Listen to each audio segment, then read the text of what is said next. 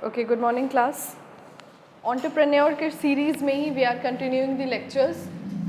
जो आज का आपका टॉपिक है, जो नेक्स्ट लेक्चर है, वो है प्रमोशन ऑफ अ वेंचर। ध्यान से समझना, इसको छोटा सा टॉपिक है but comparatively it is very important. See, promotion of a venture. Venture का मतलब क्या होता है? स्टूडेंट्स का डाउट है कि पहले ये तो बताइए कि वेंचर का मतलब होता है। देखो, वेंचर का मतलब होता है एक ऐसा प्रोजेक्ट। प्रोजेक्ट तो कोई भी प्रोजेक्ट तो तुम लोग भी बनाते हो, प्रोजेक्ट असाइनमेंट। वेंचर का मतलब होता है एक ऐसा प्रोजेक्ट जो आने वाले समय में आपको प्रॉफिट्स दे सकता है, मगर इस समय में वो आपसे इन्वेस्टमेंट मांग रहा है। जो भी ऐसा प्रोजेक्ट है जो फिलहाल इन्वेस्टमेंट मांग रहा है और आने वाले समय में प्रॉफिट्स जनरेट करेगा, और साथ ही साथ एक बड़ी इंपॉर्टेंट चीज़, इनपुट और आउटपुट दोनों इन्वॉल्व हैं, ऐसे प्रोजेक्ट को हम क्या कहते हैं? वेंचर कहते हैं। अब चैप्टर कहता है प्रमोशन ऑफ अ वेंचर। देखिए students, promotion of a venture का मतलब ये है ऐसा बिजनेस शुरू करना जिस बिजनेस को पहली बार आप स्टार्ट कर रहे हो। तो जब आप पहली बार उस बिजनेस को स्टार्ट कर रहे हो, पहली बार एक इकोनॉमिक एक्टिविटी टेकअप कर रहे हो, तो वहाँ पे आपको इवैल्यूएट करना पड़ता है कि कितने प्रॉफिट्स और कितने लॉसेस। क्या हम जो मनी इन्वेस्ट कर रहे हैं वो आने वाले समय में हमें कुछ नहीं तो कम से कम जो इन्वेस्टमेंट की कॉस्ट है वो दे पाएंगे या नहीं दे पाएंगे?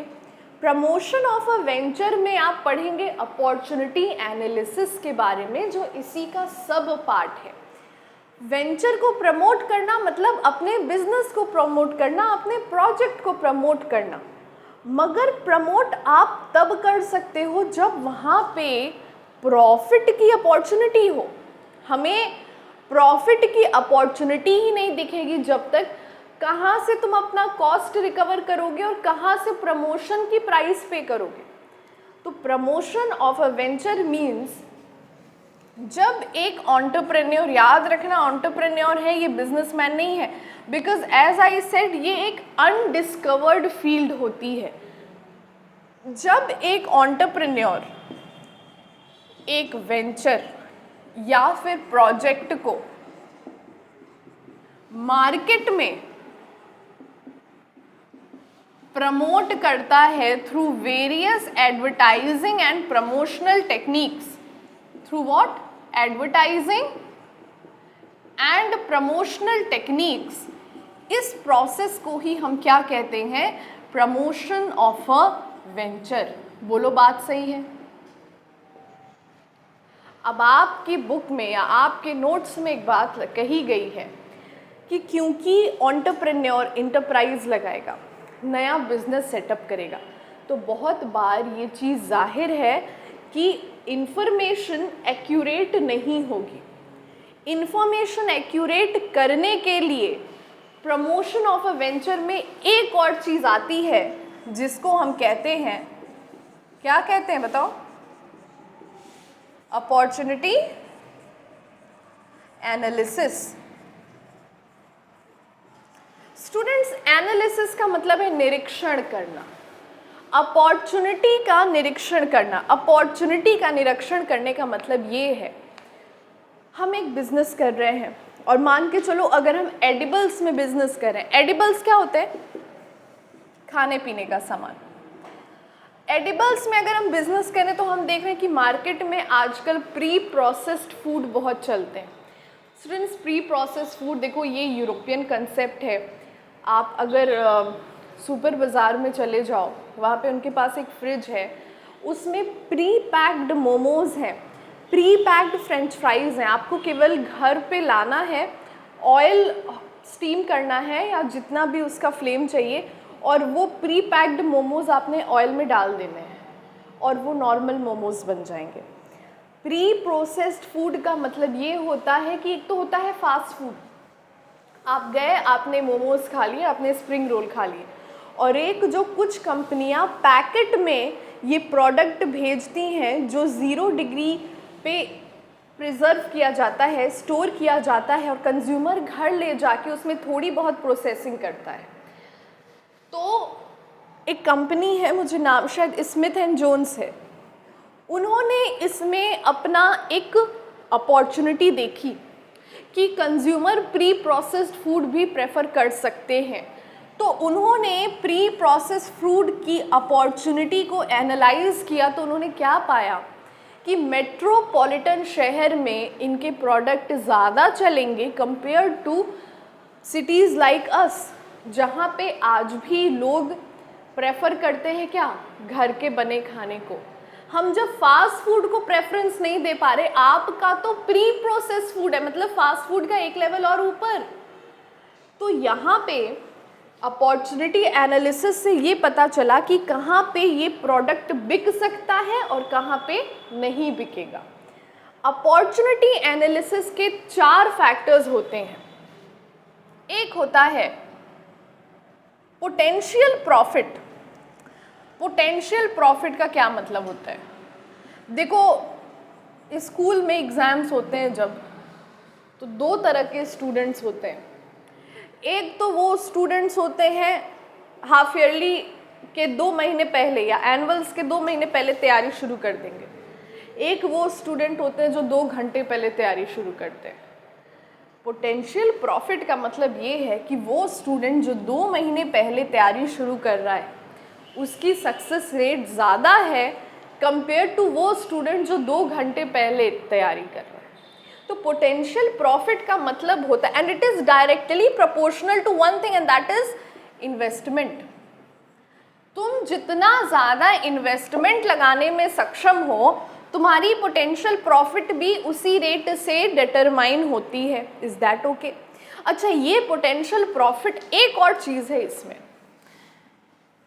इसका नाम है इनपुट टर्नओवर टेन्योर। ये देखो, इनपुट टर्नओवर टेन्योर का क्या मतलब होता है? हम जब इनपुट प्रोडक्शन प्रोसेस में डालते हैं, कितने समय में आउटपुट जनरेट हो जाता है एज फिनिश गुड, और उसके बाद कितना समय लगता है कि कंज्यूमर उस आउटपुट को खरीदता है और हमारा प्रॉफिट निकलता है। So it is right, starting from the raw material to the consumption of that final product and thereby releasing the final profits of the producer by the consumer. इसे हम कहते हैं इनपुट टर्नओवर टेन्योर। हमने production जनवरी में शुरू की, मार्च में 100 batches का प्रोडक्शन हो गया और मई में जाके वो कंज्यूमर तक पहुंच गया। तो जनवरी टू मई, ये this will be counted as what? Input turnover tenure. एक चीज़ देखो, अब अपॉर्चुनिटी एनालिसिस तुम समझ गए, ये डिपेंड करता है 5 चीज़ों पे। जल्दी जल्दी बताओ, वो 5 चीज़ें तुम लोगों ने लिख रखी है, क्या है? देखो, पहला जो मैंने तुम लोगों को लिखवाया है, मार्केट एंड डिमांड एनालिसिस। देखो, इसका क्या मतलब होता है? एक बात बताओ, अगर किसी प्रोडक्ट की या सर्विस की मार्केट में डिमांड नहीं है तो क्या वो चलेगा? नहीं चलेगा। It will stay idle for 1 minute. अगर रिटेलर भी उसको बेचने में नाकामयाब रहता है तो वो फिर होलसेलर से वो प्रोडक्ट लेना ही बंद कर देगा। तो जब आइडिया कंसीव करता है कोई प्रोड्यूसर, कोई एंटरप्रेन्योर, तो पहली चीज़ वो ये डिसाइड करता है कि क्या इसकी डिमांड है। अच्छा, मान लो डिमांड नहीं है, तो क्या एडवर्टाइजिंग के थ्रू इसकी डिमांड क्रिएट की जा सकती है? छोटा सा एग्जाम्पल लो, विटामिन सी का सीरम बहुत चला है आजकल, men women both are using it and people are seeing difference on their skin also. आज से 2-3 साल पहले विटामिन सी का सीरम कोई जानता भी नहीं था कि विटामिन सी भी हो सकता है और उसका एक सीरम भी हो सकता है जिसको हम as a night cream use कर सकते हैं, skin will start to glow, but now people are using it. Demand तो नहीं थी, गार्नियर वालों ने अपना पहला सीरम लाया, डिमांड तो नहीं थी, उन्होंने ऐड किया तो डिमांड क्रिएट होने लगी। कुछ बड़े बड़े एक्टर्स अपने इंस्टाग्राम पे लेकर आने लगे, डिमांड और क्रिएट होने लगी। और आज maximum people are using it as their skin care routine. आप किसी बड़े यूट्यूबर का स्किन केयर रूटीन देखिए, ही और शी विल डेफिनेटली से विटामिन सी सीरम। तो अगर डिमांड नहीं है, क्या डिमांड को क्रिएट किया जा सकता है? अगर हाँ तो भी ठीक है, you can go with it, बल्कि तब तो बहुत ही ठीक है, क्योंकि आप एकदम से नई चीज़ मार्केट में लाओगे तो प्रॉफिट्स जेन्युइन होंगे। बट अगर वो डिमांड भी क्रिएट नहीं हो सकती तो फिर you have to drop that venture because it is not going to give you profits. What is the other thing? Resource analysis. देखो ये बहुत इंपॉर्टेंट है। हमने वेंचर तो चुन लिया, पर उस वेंचर में यूज़ होने वाले रॉ मटेरियल ही अगर इंडिया में अवेलेबल नहीं है, हमें कनाडा से मंगाना पड़ता है, तो आधा खर्चा तो हमारा रॉ मटेरियल को इंपोर्ट करने में भी आ रहा है, वो भी कोई दिक्कत नहीं है। पर क्या शुरुआती दिनों में आपका वेंचर उतना प्रॉफिट दे पाएगा कि इन रिसोर्सेज का भी प्राइस आप एब्जॉर्ब कर पाए? अगर नहीं दे पाएगा, so this is not a profitable venture. What is the third one? Technical analysis. देखो टेक्निकल एनालिसिस बड़ा ज़रूरी है। अच्छा, क्यों ज़रूरी है? हमारे इंडिया में दो तरह के प्रोडक्शन टेक्निक्स होते हैं, intensive, capital intensive, labour intensive. Labour intensive मतलब जहाँ पे प्रोड्यूसर का मैक्सिमम जो प्रोडक्शन प्रोसेस में इन्वॉल्वमेंट है वो लेबर के थ्रू, वर्कर के थ्रू हो रहा है। और कैपिटल इंटेंसिव मतलब हमें मशीनरी ज़्यादा उपयोगी लगती है। तो अगर आप कैपिटल इंटेंसिव टेक्निक का प्रयोग कर रहे हैं और आपके पास उन कैपिटल को यानी उस फिक्स एसेट को खरीदने की ही क्षमता नहीं है, 4 करोड़ 5 करोड़ का है, बैंक आपको लोन तक देने को तैयार नहीं है, कोई भी स्टार्टअप प्लान सरकार का आपने चुना, उसके बावजूद आपकी मशीन नहीं आ पा रही है और लेबर इंटेंसिव अगर नहीं हो सकता है तो प्लान यहीं पे ड्रॉप हो जाएगा। The fourth one is financial analysis. सारी बात यहीं आके अटकती है, मगर जनरली इंडिया में financial analysis is not the matter, क्योंकि स्टार्टअप और कंपनीज़ को प्रमोट करने के लिए हिंदुस्तान की सरकार ने और IDBI बैंक ने बहुत सारे स्कीम लॉन्च किए हैं, इतने कि अगर आपका वेंचर जेन्युइनली प्रॉफिट देने के योग्य है तो आपको 2 से 3 करोड़ का लोन बड़े आसानी से प्राप्त हो सकता है। और लास्ट है प्लांट लोकेशन एंड लेआउट। देखो भाई, इसका बस इतना मतलब है कि क्या तुम्हारी फिक्स एसेट जितनी बड़ी है उतना ज़्यादा स्पेस है तुम्हारे पास कि नहीं। तुम्हारा रूम है 11 बाई 11 का और तुम्हारी जो मशीनरी है वो 1000 स्क्वायर फीट की है, मशीनरी का 10% भी हिस्सा नहीं आ रहा तुम्हारी ज़मीन पे। तो प्लांट का लोकेशन और लेआउट का मतलब है कि गर्मियाँ आ गई, सबके घर में कूलर या AC या फैंस। अब ये बताओ, आपका बेड लगा है ईस्ट डायरेक्शन में और आपका कूलर वेस्ट की तरफ फेस कर रहा है, ये कैसा लेआउट है भाई? आप इधर सर करके सो रहे हैं, कूलर उधर हवा दे रहा, कोई है भी नहीं उधर, बस दीवार है। क्यों? क्योंकि उसको मोड़ने की जगह ही नहीं है। ये कैसा लेआउट? तो लेआउट का मतलब है क्या जो एरिया है वो प्लांट के एडजस्टमेंट के लिए सूटेबल है या नहीं, बस इतनी सी बात है। Stages of promotion of venture छोटा सा टॉपिक है, जल्दी से देख लेते हैं। लास्ट टॉपिक है, start saying the first one जो आपने लिखा है स्टूडेंट्स। लास्ट देखो नोट्स में, selection of product. Okay, what is the second stage?